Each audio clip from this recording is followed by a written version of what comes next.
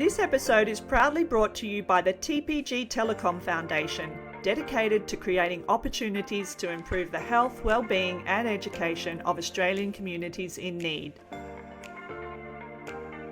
Hi, I'm Megan Gilmore, MissingSchool co-founder and CEO, and this is Live and Learn.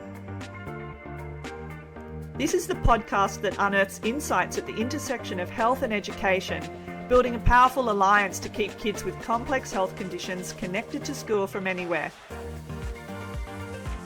The podcast is recorded on Ngunnawal land, and we acknowledge and pay respect to the traditional owners of this land and the land on which you're listening.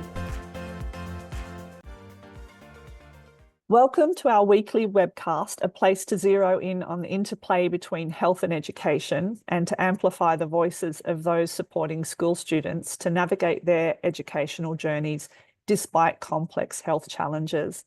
And today on Live and Learn, we have Ruth, Lindsay and Meredith Fanneli. Ruth is Head of Support Services at Children's Tumour Foundation. She is an experienced case management and community development professional with experience working for community organisations and in publishing. Meredith is a National Support Coordinator at the Children's Tumour Foundation.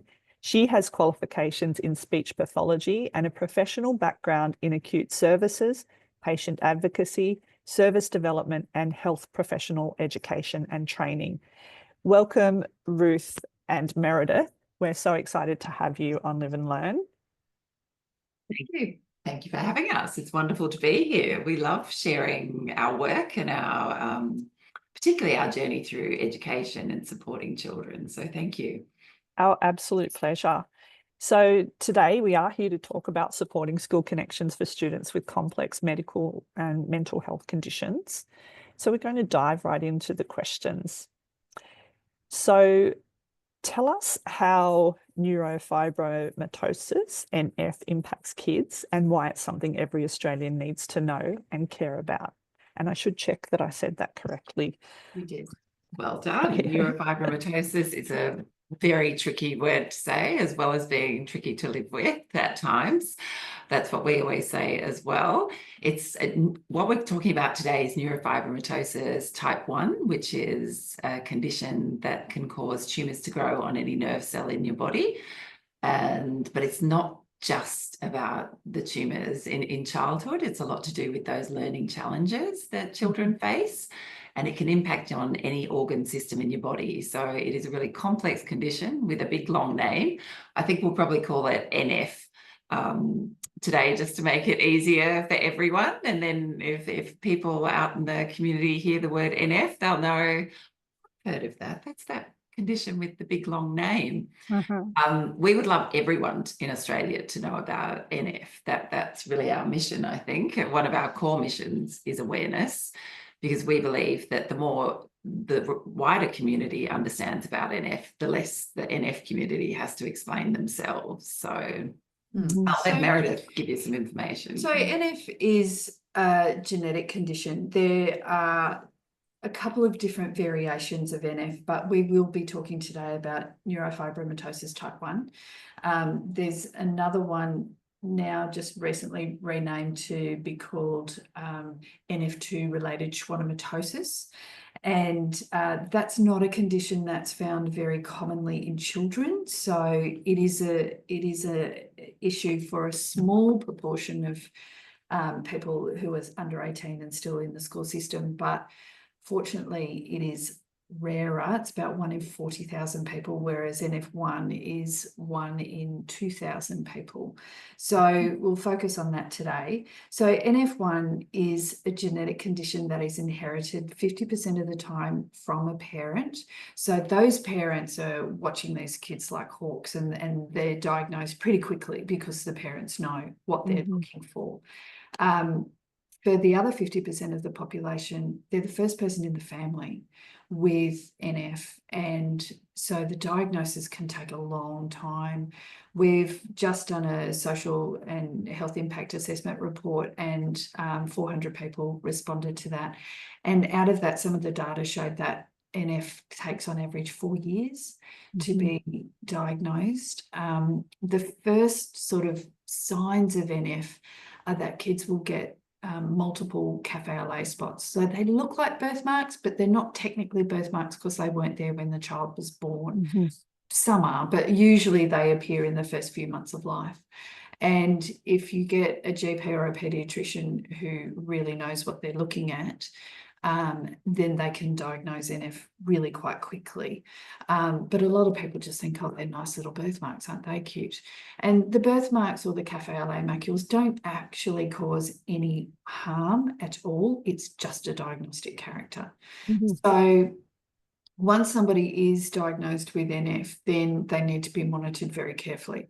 So NF is a tumour predisposition condition, which means that there is this propensity to develop a tumour on any nerve cell in the body. So if you think about that for a minute, it means no two people are the same. We even have twins who are very different. So we say that NF is like a snowflake in that everybody is different. So everybody's journey, everybody's physical manifestation of NF is going to be different. Not everybody gets the tumours, but the most common thing of our work is the learning difficulties and the social impacts of NF. So up to 80% of our kids will have learning difficulties and behavioural problems like executive functioning problems. So that means, you know, poor planning, poor working memory, poor organisation, and up to 40% will have either a diagnosis of ADHD or ASD or both. And so there's a lot of sensory processing problems. These kids are overwhelmed in classrooms. So besides all the learning stuff, there's different physical things.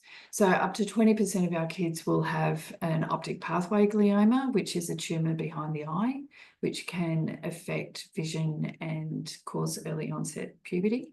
A lot of them have bony problems. We have 6% of our kids will have some sort of scoliosis or bony abnormalities. Some of them do get tumours in other places where they're called plexiform neurofibromas, and they can be really quite large and disfiguring. And the other thing is that most of them have some sort of pain, whether it be generalized tummy pain, headaches. All of our kids seem to have difficulty with poor balance, coordination, muscle tone, and fatigue. So you put all of that together, you've got a little person in a very big, noisy, complex environment who's really struggling. And then you imagine the ADHD mixed with that muscle fatigue. And so you have kids who are expending all this energy, and then complete exhaustion will set in quite quickly, and that will lead to meltdowns. And so really for us, getting teachers to understand that a child is not being naughty and is not misbehaving. It's really they're having physical and emotional impacts that are affecting their behaviour. I think that's a lot of the work we do with schools in particular, and even with parents who might not understand that. You know what's going on with your child, but I think the more knowledge you have about the condition, the more you can understand what's happening with your child. Thank you for that extensive sharing of information there, and we can just right out of the gates hear why this is so important, and every Australian needs to know and care about it. And as you've identified, and we'll get into this a bit more, the impact that this would have on a young person's life. Just interrupt you for a second, because these problems don't go away in adulthood. So people have these difficulties through their life and their workplace as well. So even though we're called the Children's Tumour Foundation, if there's any parents out there who know any adults with NF, we can help them too. It's most commonly diagnosed. And that's a really important point. But we support everyone. At every and then you live with it. Yes. Really important to point to speak about. And also, I think once we get into a bit more about the school journey, adulthood, in these conditions that go on into adulthood, those impacts can go on forever, including with mental health issues and all of that sort of thing as well, which is why we need early intervention on all fronts. So many people probably assume things about NF. What's the million-dollar question you get from parents or loved ones when their child experiences or is diagnosed with NF? I think the million-dollar question and the complexity around NF is there's no clear pathway of what will happen to your child. I think for me, it's that fear and that not knowing is, okay, so you've been given this diagnosis and now what? And as Meredith discussed, that watch and wait, there's really not a nice little pathway of, well, this will happen with other conditions. This will happen at this point of time and we'll be able to do this intervention, or you'll have this medication at this point, or with NF, none of that is clear. As we've stated, in every single person, it's different. So you can, and the complexity of being educated about the condition is also, the more you know, the more you think, will that happen to my child? So there's that double-edged sword of, I want to know, but do I want to know? So there's a lot of fear and complexity that comes with the diagnosis. And I think our main thing is know that there's a whole community and there's our organisation, the Children's Tumour Foundation, there to support you. So if you're having any thoughts or any worries, come to us and we will meet you where you are on your journey. So we won't terrify you with a whole lot of stories about what may or may not happen. We will listen to you and we will help guide you with any questions you might have. So I think there's not just one nice answer to that question. It's really, but I think the fear and uncertainty is the big thing around NF that makes it so complex. Mm. Yes, and I want to acknowledge your work and your advocacy and the brilliant things that you're enabling and doing out there in the community. We had this chat before we recorded, just to acknowledge the work that goes on at the coalface there that is just so critical for families and people in these circumstances. So from us to you, thank you. So coming off the back of that, it's so much appreciated. As you can probably hear, we love to talk about the work that we do and the impact the NF has on people. And we don't speak on behalf of the NF community, but we like to think that we do use our quite big voices to share insights and stories and to really lead to positive action to create change. Yes.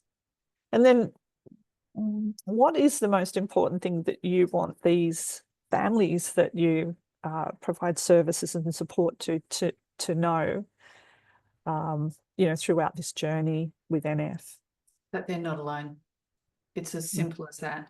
They are not alone. They feel like they are, particularly if they have a child who has been what we call a spontaneous case. So they're the first person in their family that has NF. And we run family camps around the country and we do a monthly online support group. And we find that that is so important. Like earlier this year, we were in Adelaide and there was a young mum who lived a couple of hours out of the city. And she said, I feel like I'm alone in an ocean of darkness. And nobody she'd ever met had heard of NF. No one can remember how to say it. And they just ask a million questions. And she came to a day where there were about 60 people with NF. And she said at the end of the day, I found my tribe. And not long after that, we got a photo of her and her little boy at the zoo with another kid. So we've got hundreds and hundreds of stories like that of people being able to connect with other people whose journey will not be the same. As we said, it's all just so different, but they have a sense of belonging and a place that they can go. Our camps are a safe space to ask questions. If someone's facing surgery or they've got a particular medical condition that they want some support with, we can connect them with other people around the country. We have this informal but very effective peer support network, and we enact that every week to make people feel that they are not alone in this journey. They can talk to us, but having that other sounding board with lived experience is very, very important. So that's a very integral role to what we do, is make people just feel that they're not out there on their own. Yeah, probably 4 of the most important words put together. You are not alone.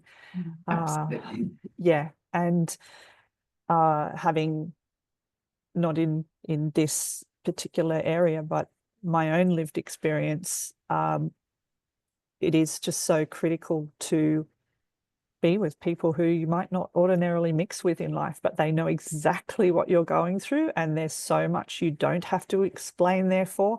And in some ways, you can talk about normal things rather than, you know, it can work both ways. You can get that conversation of understanding, but you can also not necessarily have the conversation knowing that they already know and understand. And just being yourself without having to, and without having to get that outside advice that a family member might. I think within your own family, it can be, well, I'm trying to fix the problem, so I'll give you all my advice.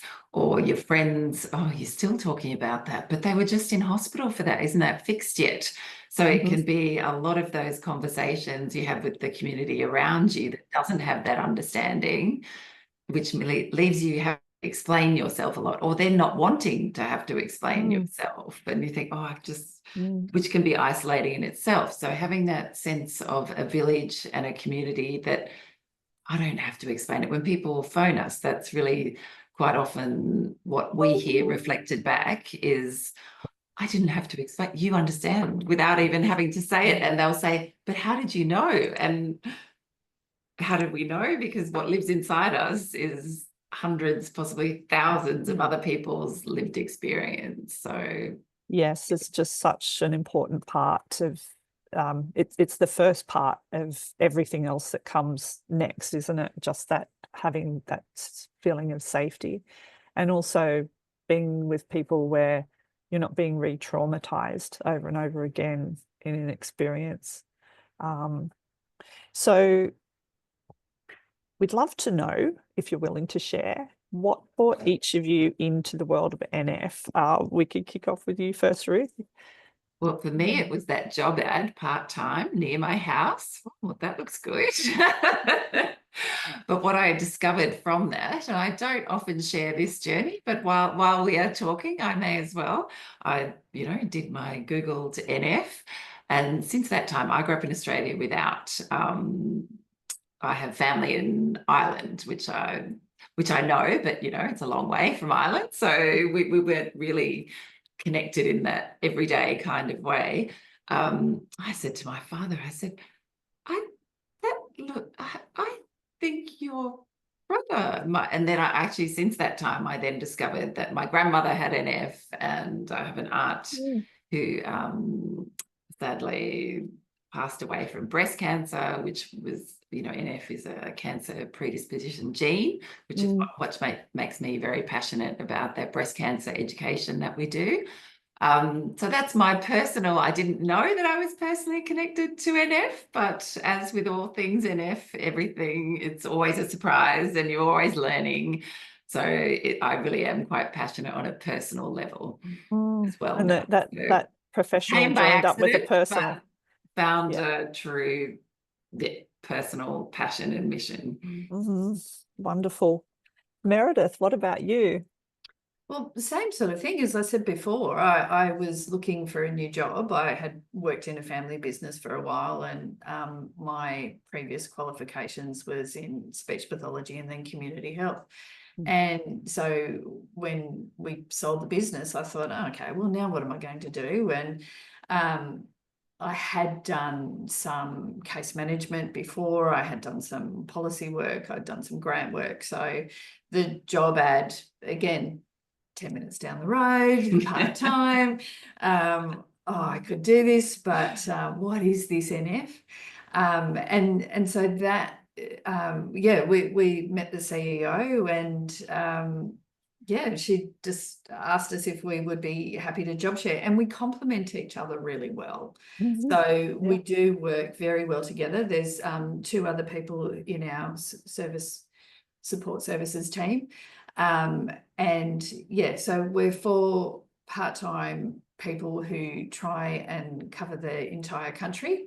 But we're constantly evolving. So as Ruth said, when we first started, there weren't really any resources. Now we have a library that we're proud of. We do the presentations to schools if we're asked. We do a lot of work with NDIS, as I said before.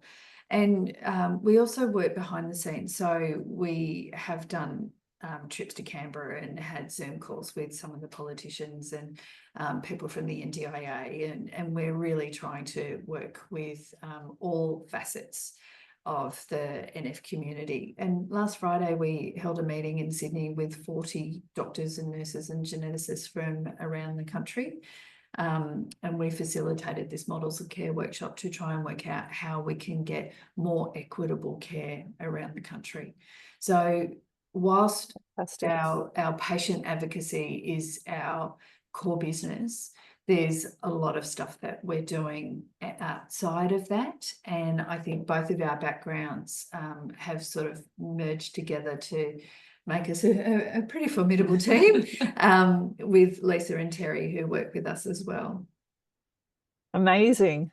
So knowing all that you know, and that's obviously a lot, what's your biggest hope for kids with NF, their families and loved ones when navigating NF? Again, it goes back to that they're not alone. That is really, and to know that there's incredible people out there doing incredible research who really want to make change. I think it can feel quite isolating.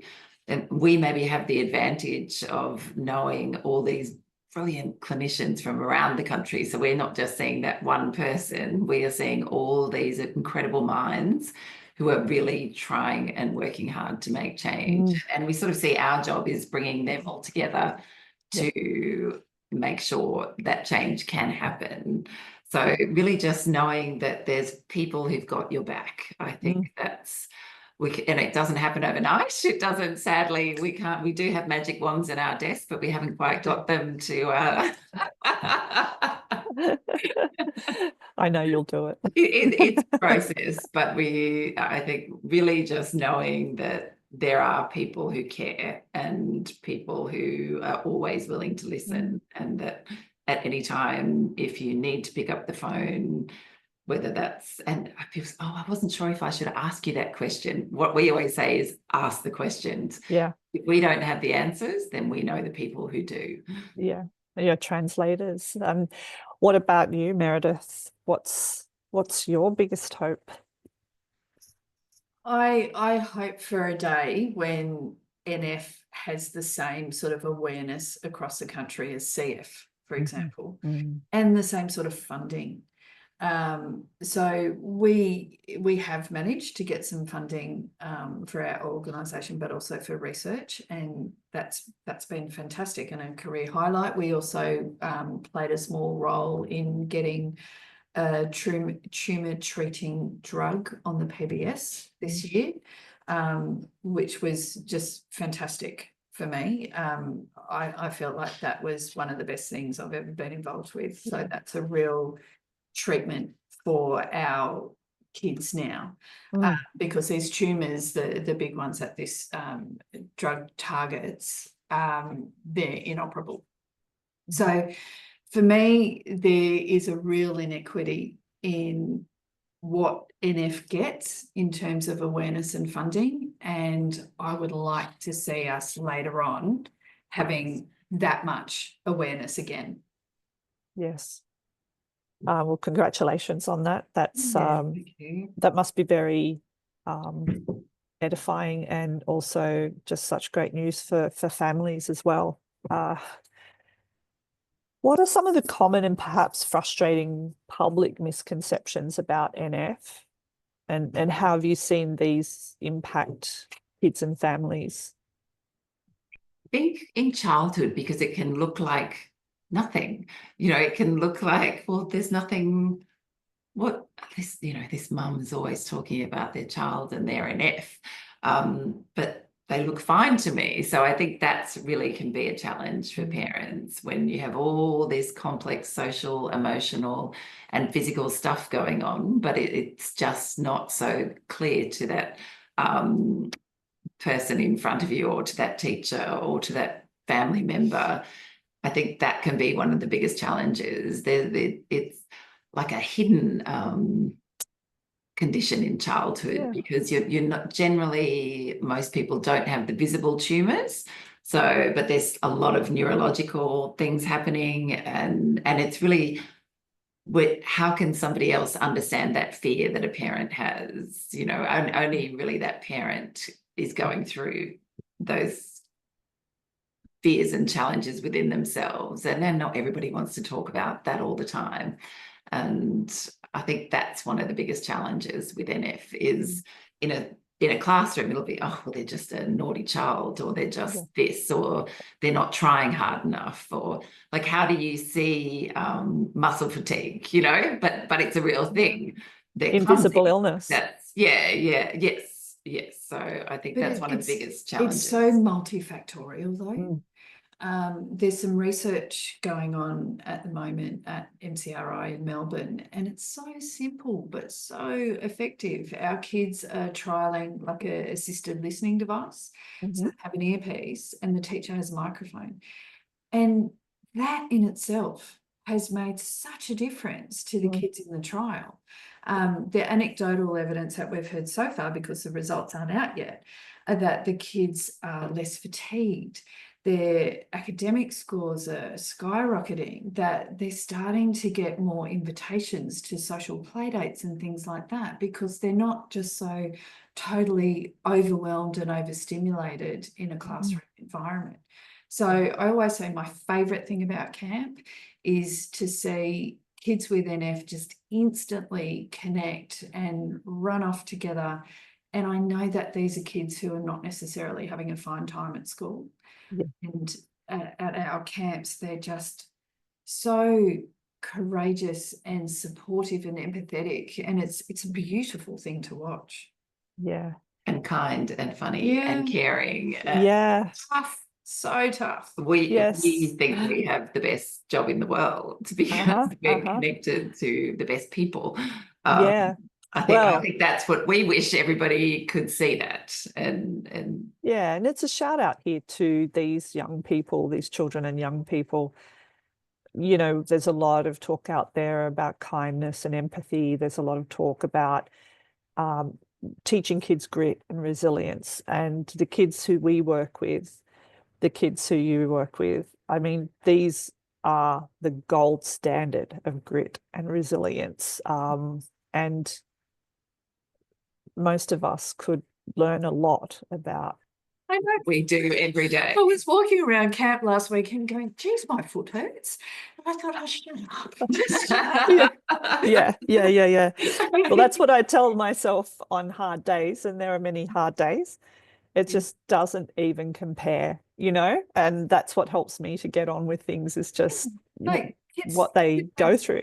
Multiple surgeries, who've had 30 general anaesthetics. I was putting a Band-Aid on a kid who fell off something or other at camp the other day, and I said, I'm just going to squirt the stuff on it and it's going to hurt a bit. And he just looked at me and went, do you know how many needles I've had? I was like, toughen up, lady.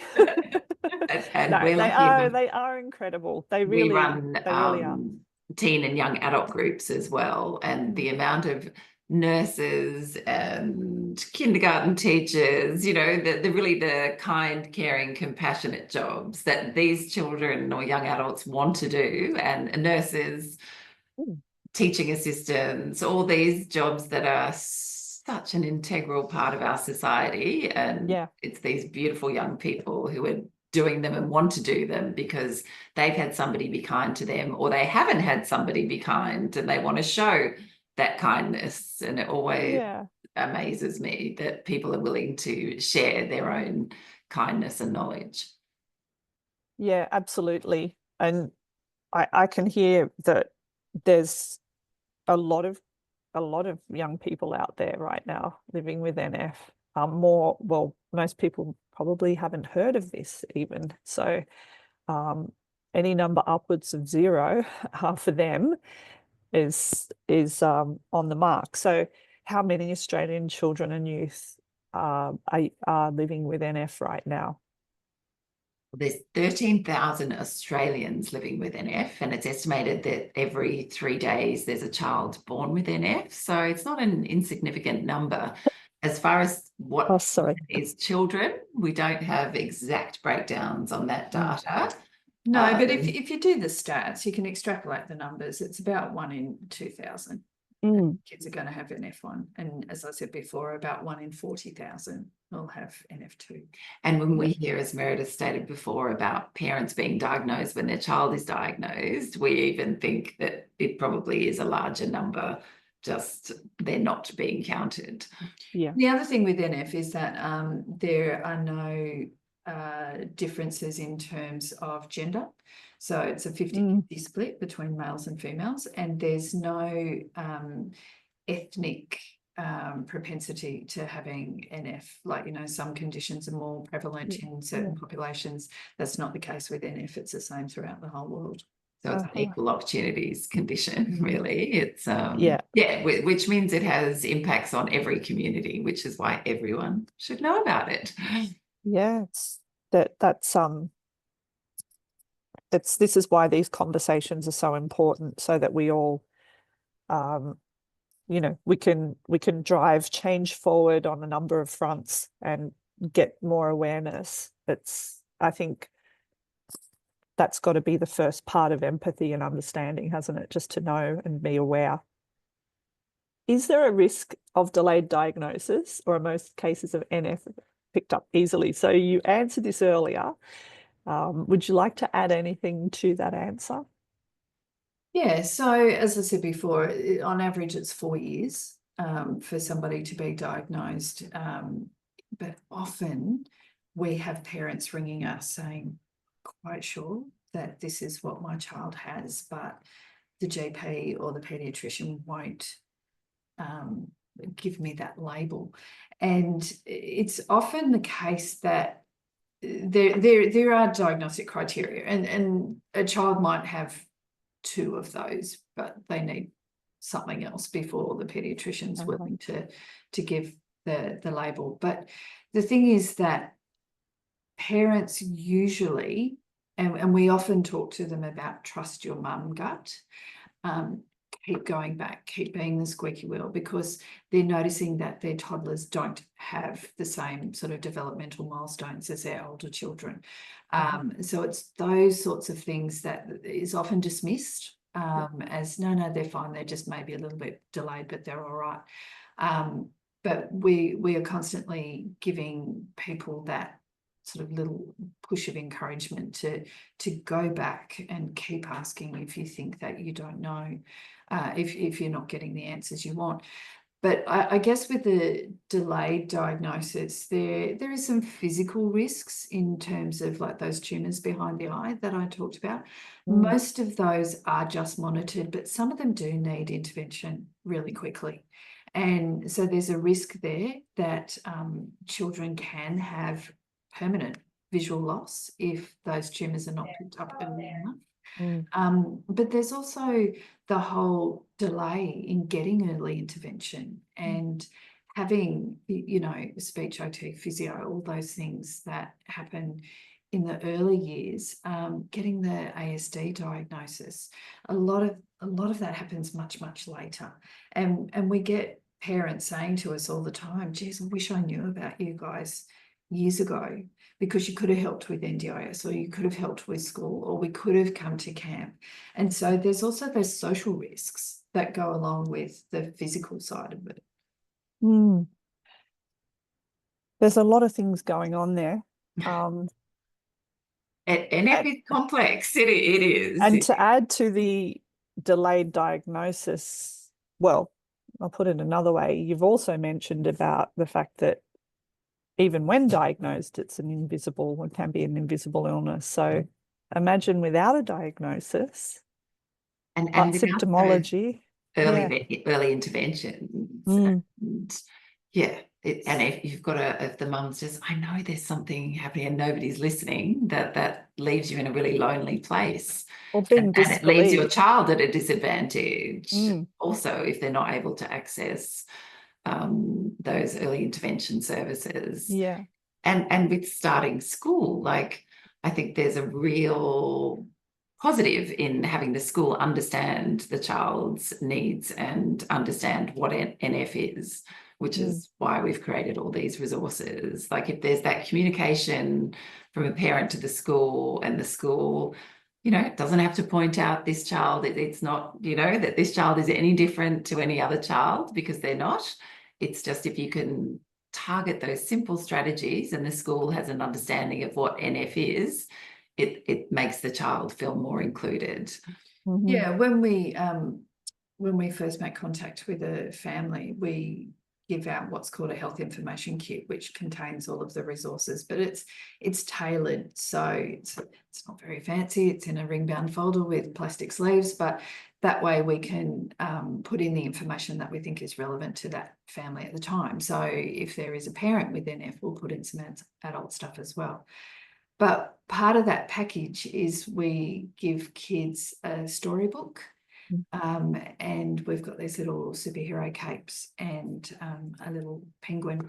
And we find that if the kid is willing, and we do accept that some families are all up for disclosure and others are not. And we've spoken to a lot of families where even people in their own extended family aren't aware of the diagnosis yet. So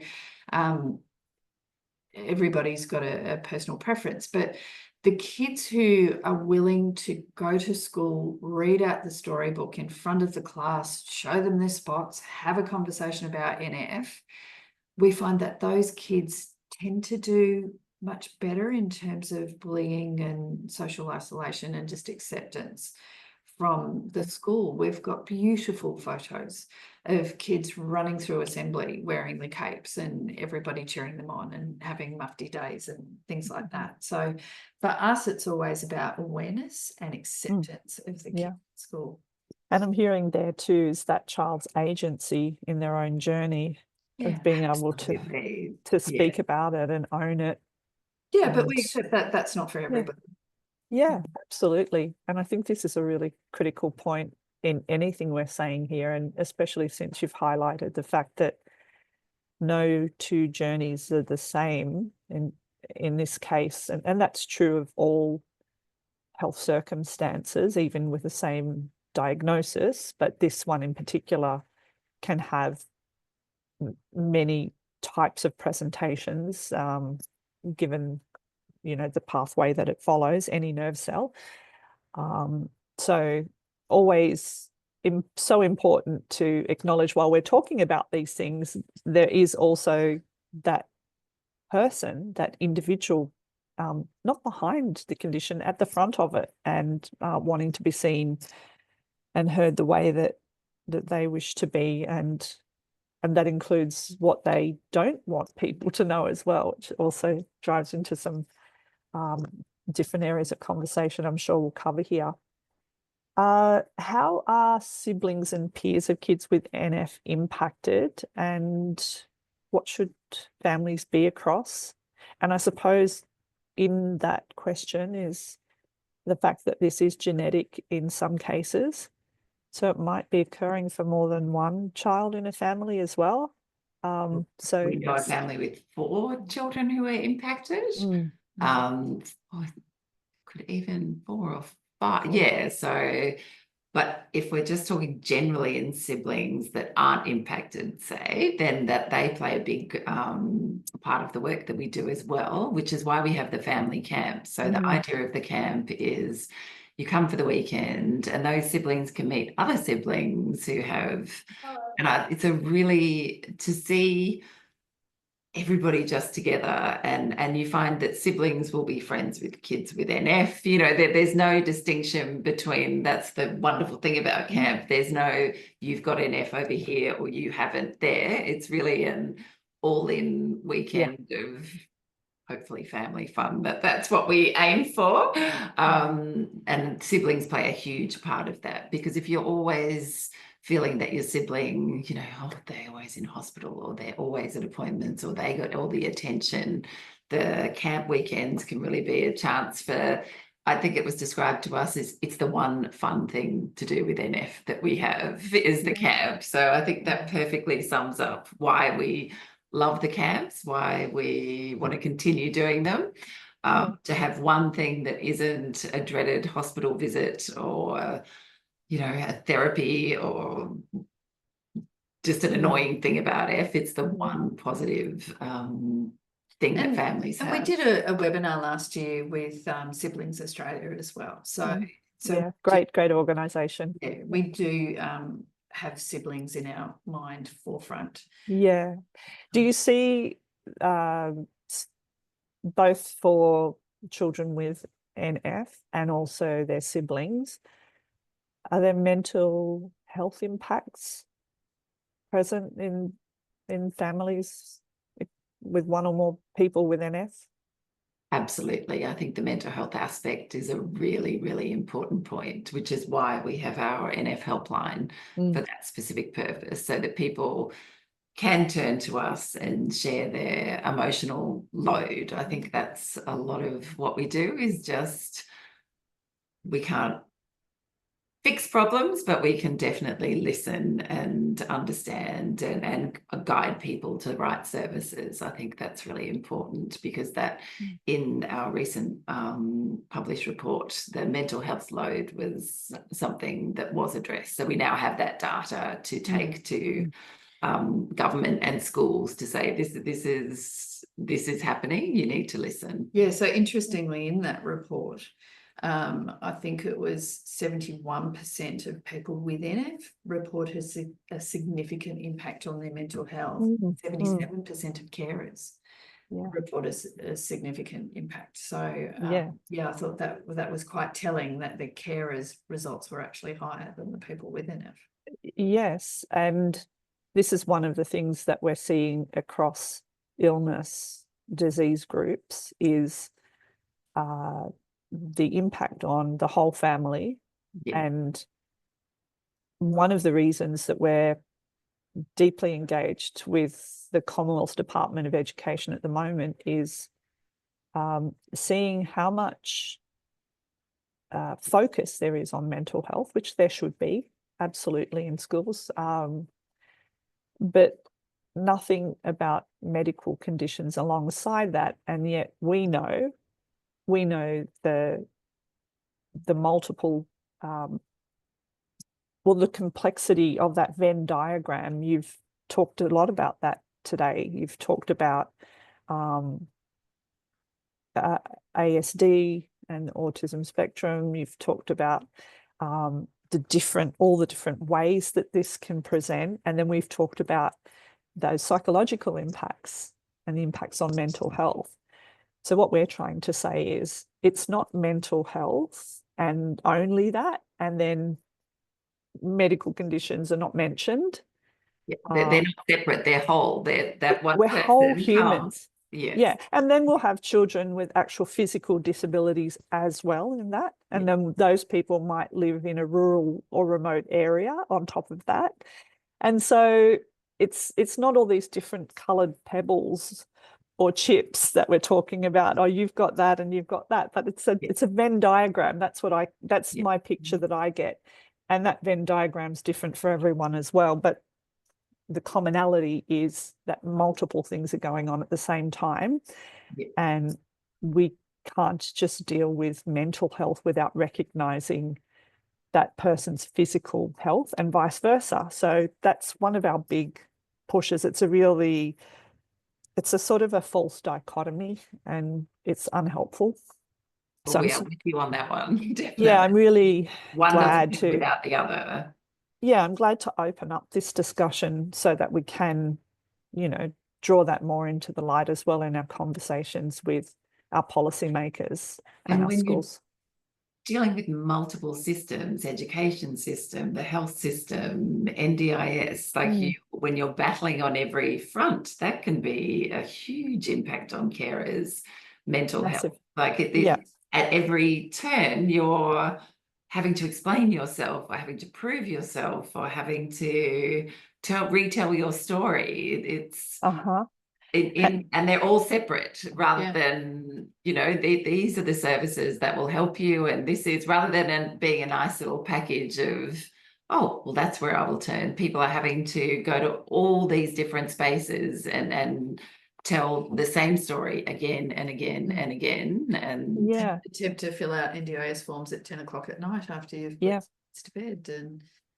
And then some illnesses, if it's not a lifelong illness, it can't go into the NDIS. Let's not go into that today. We won't, because yes, for another podcast. I think that's like 400 PhD dissertations, that one. But yeah, this complexity, that, let's put that under the heading of this complexity that's unhelpful, and also everything that we've talked about here. And we did say chronic pain was a part of the picture as well. Everything that's going on here for a family is meaning that without organisations like ours, these people aren't being represented in conversations in government, because they don't have the time to go to their MPs. They don't have the time to, you know, execute a complaint process. Their load is already so great and significant that those stories aren't getting out there as we know they need to. I think those stories are essential. Remembering the person at the centre of that story is everything to us. Yes. And so we move into the school conversation now, and do you know the current population of school-aged children with NF? And if you do, how accurate do you think the data is, and is it tracked, for example? It is not tracked. We would like all of our data to be tracked, and I think currently NF itself is not even tracked in medical or any system. So we are sort of, we have our own data points. We don't have exact numbers on school populations, but I mean, we can give estimates based on that 13,000 Australians. Yeah, so I think if you look at any major high school, you're going to have 1 or 2 children statistically that have NF in that school. Yeah, I think because there's a student population of 4 million in Australia, and so if it's 1 in 2,000, I think that makes it 2,000 kids. There you go. You've done our data for us. Thank you. I mean, you know, even if there were 4 kids, it matters, right? Absolutely. Yeah. It always matters. And do kids with NF currently miss a lot of school? And if so, why? They do. So there's the physical aspects of having a lot of appointments. And as you said, if they live regionally, then that's often days that they have to travel to get to the major centres. We've got specialty clinics in Sydney and Melbourne, but that's it really. There's a fabulous paediatrician in Perth running a different type of clinic over there, but he sees all the kids with NF. But the vast majority of the country are managed by paediatricians, and that can be a bit hit and miss with their knowledge. So we're working with paediatricians as well. We've just recently developed a GP training module where they can get CPD points. So we think that that will go some way to help paediatricians. So travel and multiple appointments is a lot. Besides the speech OT, physio, allied health appointments that these kids have, if they have any physical stuff, they're seeing ophthalmologists, dermatologists, neurologists, neurosurgeons, we can go geneticists, and all sorts of different people, oncologists. So there's all of that therapy and appointment time that means that they miss school. But also, as we talked about before, the physical issues, the pain, the fatigue, sometimes they just need an early start or a late, an early finish or a late start because it's just too much for them. So we can sort of advocate with the schools being a little bit flexible in that regard as well. So besides all of that, then there's the other issues that we talked about bullying and social isolation and, you know, school refusal and all that sort of stuff. So anxiety, sensory overload, and on it goes, I think. Yes, I'm hearing that. Yeah. And school refusal can be a big issue. If you're not feeling safe at school and you're not feeling heard and seen, and it's somewhere where only, you know, you feel unsafe and not secure, then you can see why kids think, well, I don't want to go. I think the essential part of this conversation is that schools really be a place where it is safety first for that child, and safe as in, I mean, somewhere, a space that is where they can learn positively in whatever way they need to.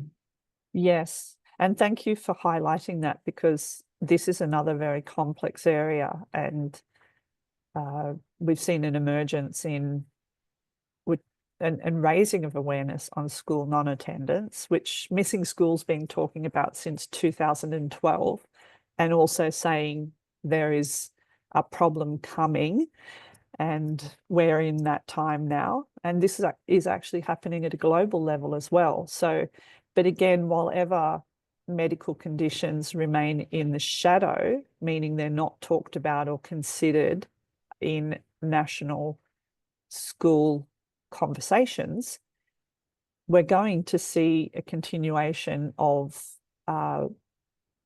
absences that are explained or unexplained, but no solution to it, because I suppose this is where my micro plug comes in, and what we've really been working for is a learn from anywhere established in every school in Australia, so that this kind of two-way digital connection isn't just the privilege of us sitting here in our professional lives and everyone around the country, but that children, if they're able to and they can, dial into their classroom when they can't physically attend, that is on offer, at recognising that many children have health circumstances that are preventing them from physically attending, and we can do something about it today. So that's our goal, is to get our education systems to not only recognise that that's a possibility, but to make it a reality, because our work has shown that that is possible. And I think just saying, oh, your child should be physically at the school, and you're right, that's not good enough. We have to have frameworks around how we can enable every child to learn in the way that to their best of their ability. Yes, and we are, I mean, it's a well-known fact that chronic conditions are on the rise, and that's partly to do with prolonging life and saving lives as well.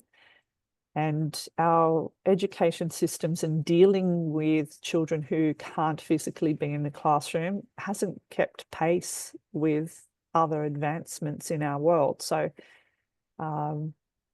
you've talked about your moment at camp when you see those kids connecting.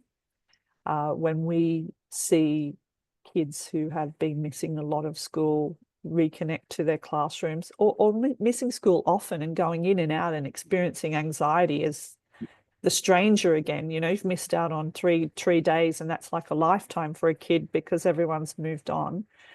To see the effect when that person dials into their classroom, even on peers and teacher, it never gets old. It's just such a joyous moment, and it's so easy to do. So that's my advert. And worry that parents have to live with. Well, yes. Oh, yes. I think that's really not talked about enough. They've missed this much school, and then that's giving that parent, they have to be at school, and how can I make sure that they're missing out, not missing out? It's a lot. It's a big load to carry.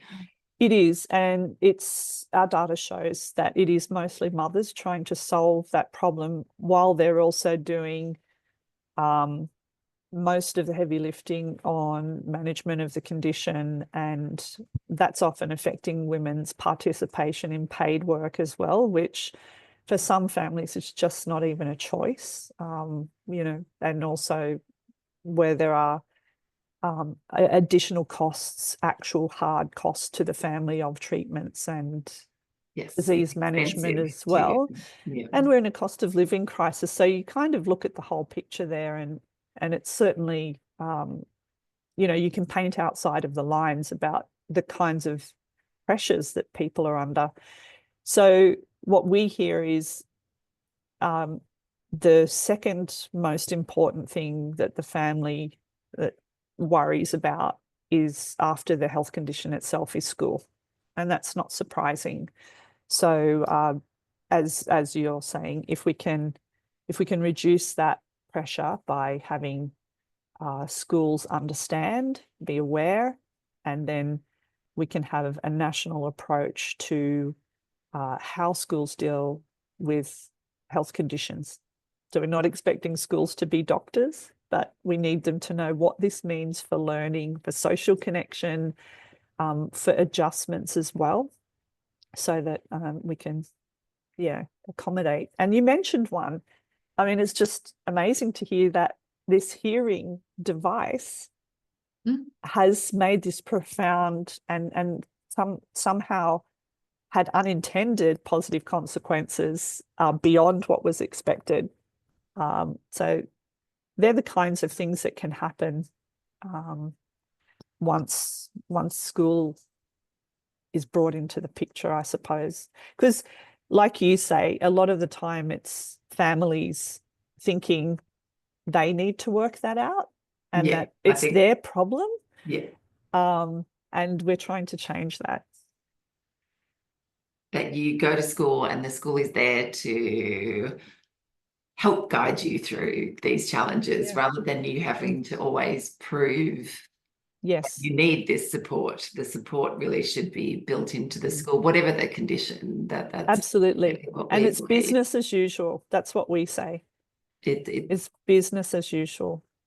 I mean, NF is just one condition. How many others are there? If you're a teacher and you've got 30 children, there's a whole lot going on, whether it's social issues at home, there's so many things in a classroom that can be happening with kids. I think that's why we created our resources to be so simple, because we are the biggest fans of teachers, and our job isn't to teach teachers how to teach.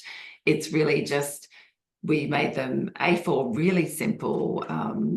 This is NF, this is small adjustments. So we have one for attention, we have one for executive function issues, we have a general NF toolkit, we have navigating primary school, so that parents can go in when they have that initial start to primary school, like a guide on what will help them to explain NF to the school.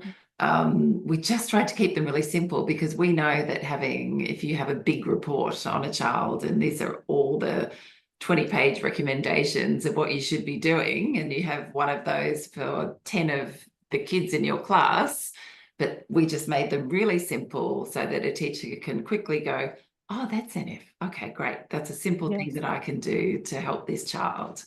So we had all of that in mind, that we understand that schools are big systems, and it's there's amazing people doing amazing work, and we're sort of here to make it as easy as possible for everyone. So we're not asking for any special treatment for our kids with NF. They've got specific learning disabilities like everybody else. Yes. And we want them to be treated and have those adjustments like any other kid with dyslexia or dysgraphia has. Yes. There may be some physical stuff that goes in there. So our kids, often they have like a beanbag in the back of the classroom where they just need to recharge for a little bit.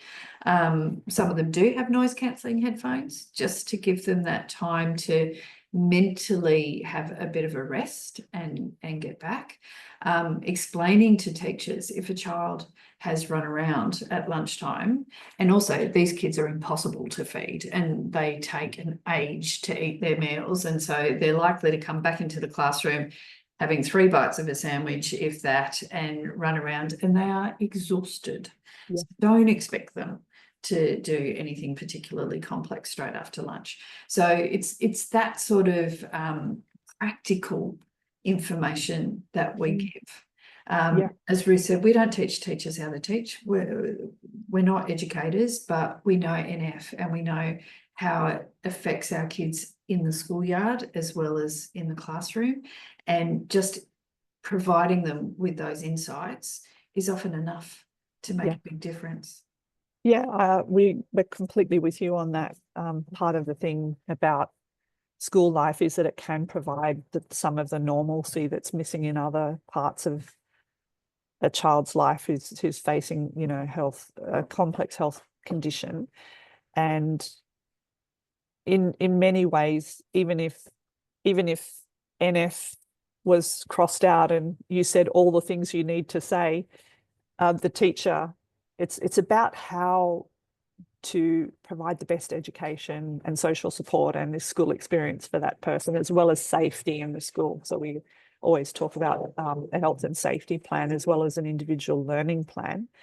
That's what it's all about, right? To just minimize the impact of the condition and maximize the equity and opportunity for these kids so that they have the best chance to.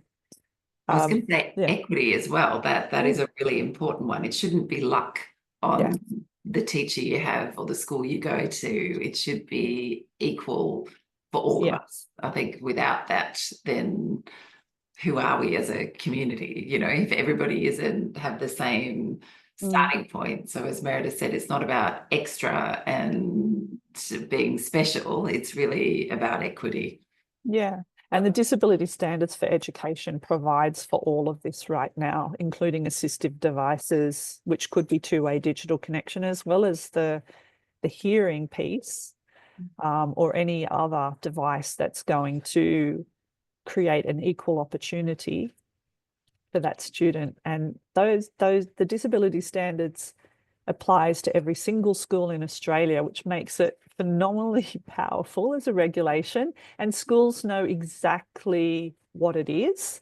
And once they make the association with the disability standards for education and a health condition, which is explicitly covered by the standards, they can provide these individualized learning plans and these assistive devices, and the school can also get additional funding for those adjustments, for provision of those adjustments. So it can create that virtuous cycle of support. But we do know that schools often do not associate a health condition, medical condition with the standards. So this is something that we also strongly promote as a really more than a solid pathway. It is a requirement of schools to provide it. So, so you've talked a little bit there about transitions, and so this next question you might feel you've already answered it, but if you haven't, please feel free to add. Critical times in the life of a kid with NF in terms of school life. So, you know, critical times in school life, and what should families and schools be prepared for at those critical moments? So we have developed, after, you know, hearing about it over and over and over again, we did develop some resources. So at the moment we have ones for transitioning to school. So starting a preschool or a kindergarten child, going off to big school, and the preparations that you can do and how to talk about NF and what sorts of things you can ask for. And we've got quite a bit on individual learning plans. We also then have one for if you're already in primary school, but you've just got a diagnosis or your child's slipping behind, how you can advocate for your child in the primary system. We've got one for transitioning to high school. In our brains, there is one for transitioning out of high school, but it's not actually made it paper yet. But it's a really It will. important time, like that. Oh, I've finished school. What now? That is the transition, but that should start in school, so that it's not just school's finished and there you go. Yeah. So we've got a lot about that, and I would like to say that they're the critical touch points throughout schooling, but the reality is, you have to do this every year. Yeah, I agree. And, you know, again, that's not a criticism on teachers, because we do know how stretched and busy they are. But we always say to parents, don't assume that just because you've handed over our resources in February this year, that your next year's teacher is going to have that. Yes. And so we have also developed just a 3-minute little PDF presentation that any parent with a child with NF can deliver. It's very basic, but it does give the teachers the sort of critical bits of information about how NF can impact the child at school. But then we do offer a service where we will go and do a virtual presentation to teachers if that's what the school and the parents want. So we've done those all over the country. I've done one in person, but all the rest have been via Zoom. And sometimes there's just one teacher in the room, sometimes there's 35.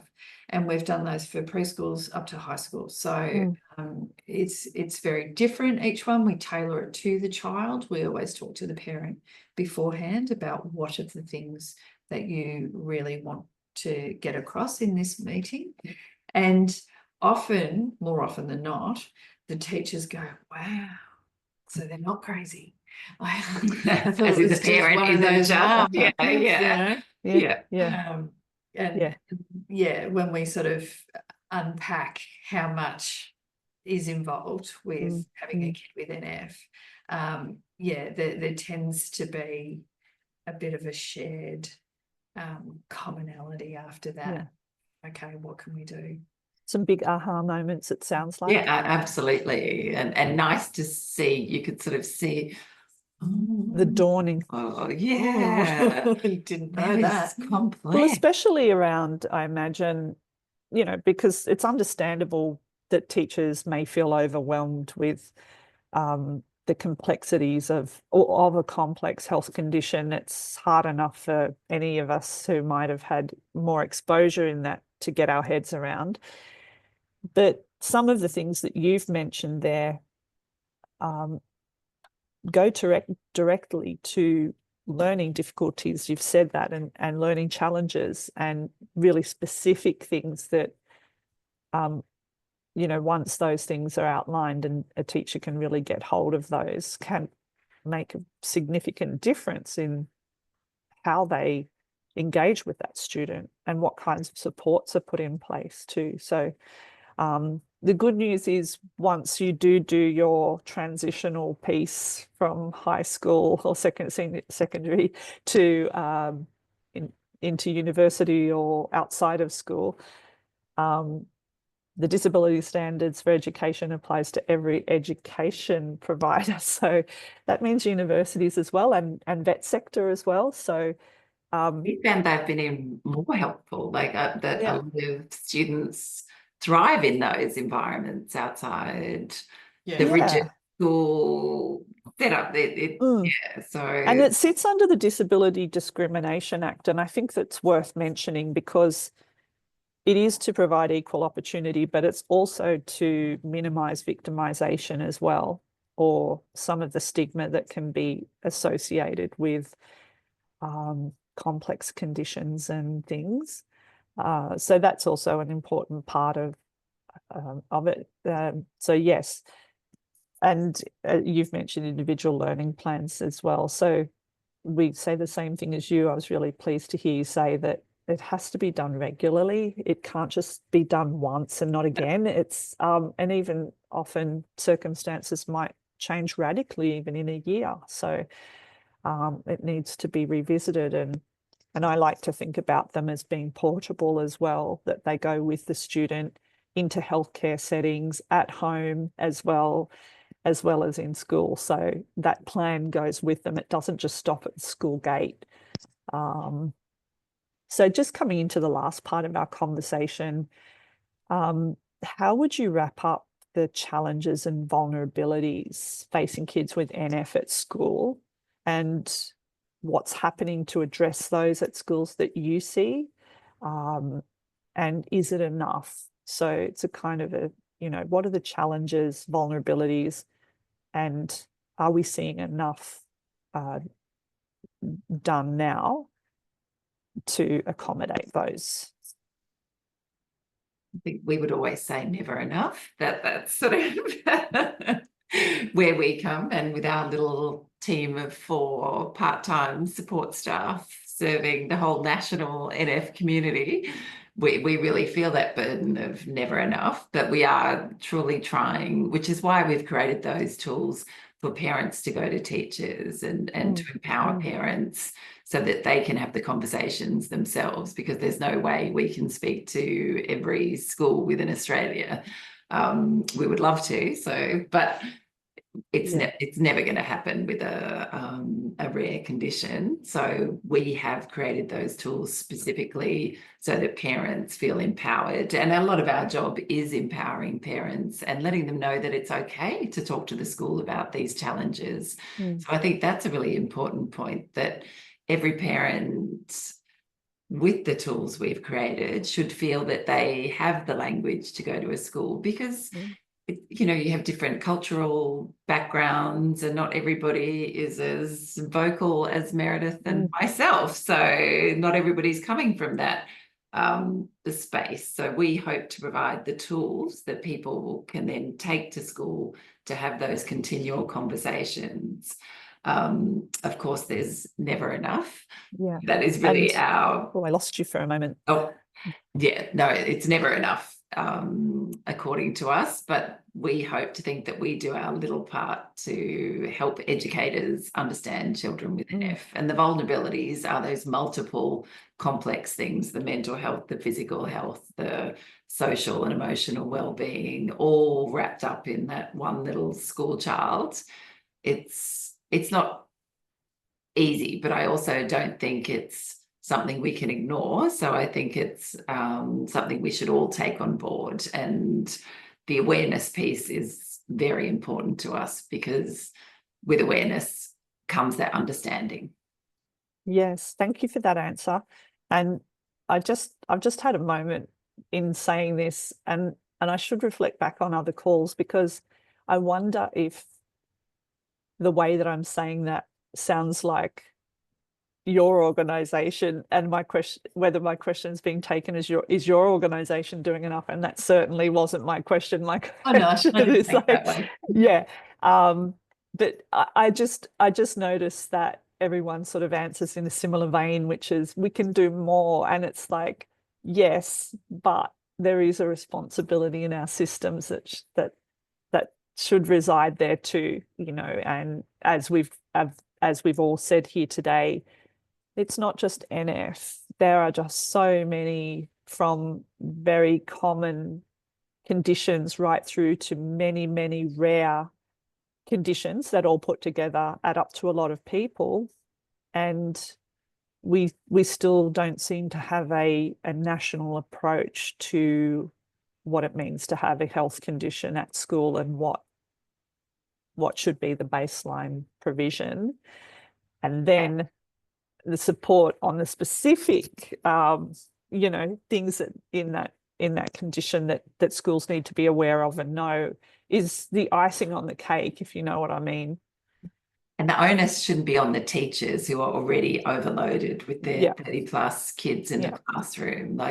I don't think we should expect teachers to be doing more. It's the systems around those teachers that need to be doing more. So and I think that's not important. enough being done. There's a lot of work that could still be done to make it easier for teachers, easier for parents, I hear you. and better for children. And in Definitely a agree. world, I would love schools to have the therapies embedded in them. Yes. And so a child can Yes. get speech pathology or occupational therapy at Yeah. school. That happens occasionally, and it does. It's amazing.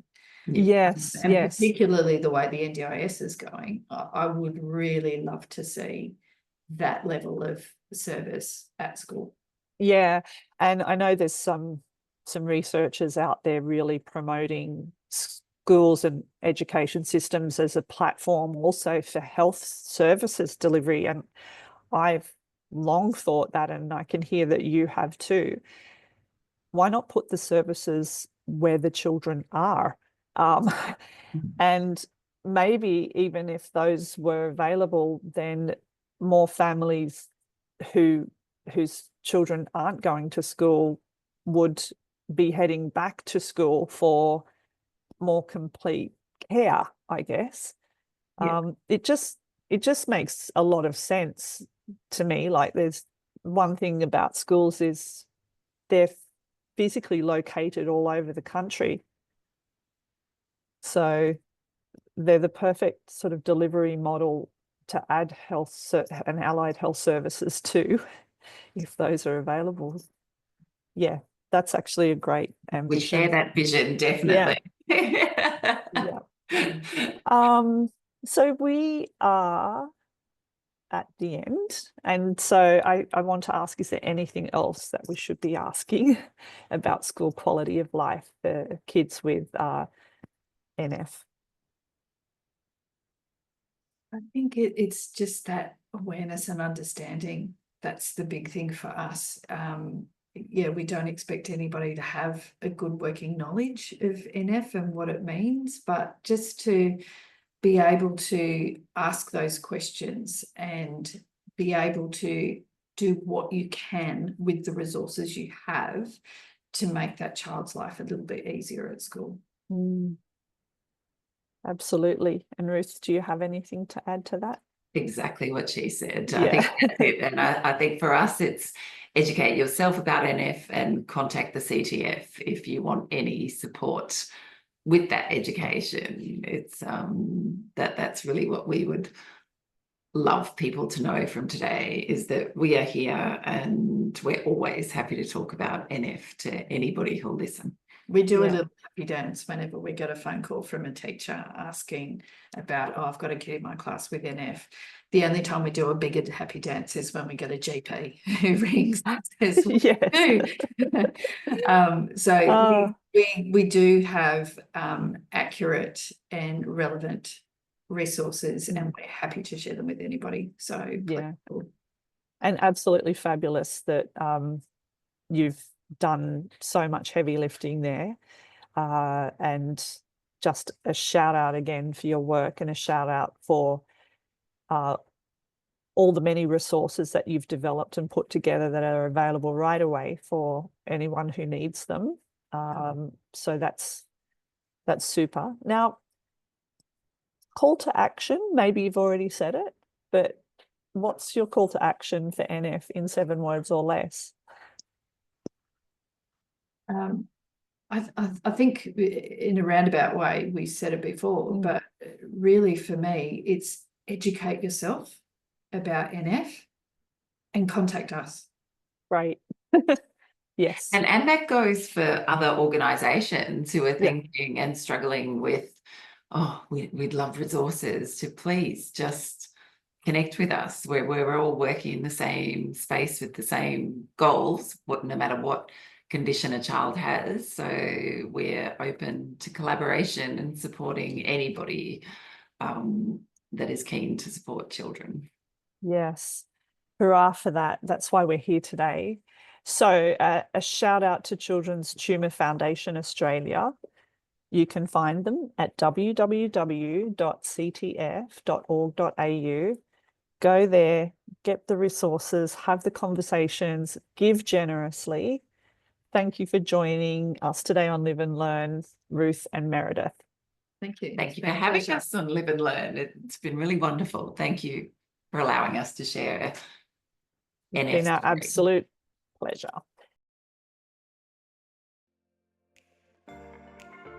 Thanks everyone for tuning in. Help us turn up the volume so all kids are seen and heard. Follow along, like, share, comment, or leave us a review because we love hearing from you.